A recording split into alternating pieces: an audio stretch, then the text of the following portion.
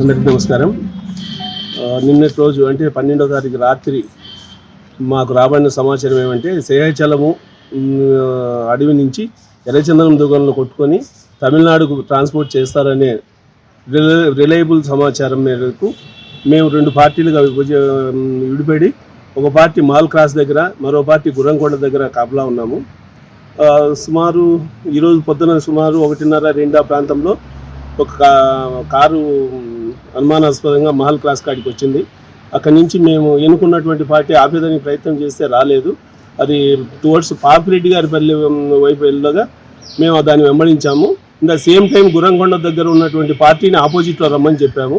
వాళ్ళు వచ్చి మేము పోయేదలిగా గొల్లపల్లి దగ్గర అది కృష్ణారెడ్డి కుంట అనే ప్రాంతంలో కారును మమ్మల్ని రెండు పార్టీలను చూసి ఆపేసి పరిగెత్తిపోయినారు.